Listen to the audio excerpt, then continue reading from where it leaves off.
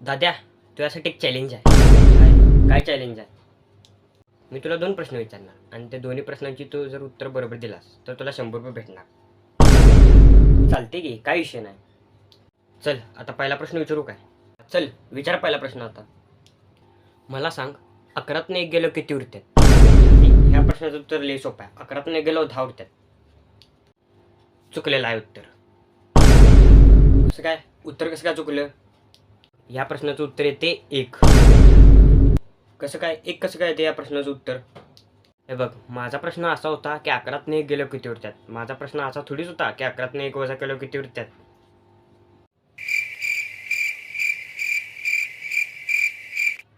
हां, चल आता दुसरा प्रश्न विचारतो. चल, विचार दुसरा प्रश्न. चल, आता मला सांग, सायकलचं टायर कसं फिरते?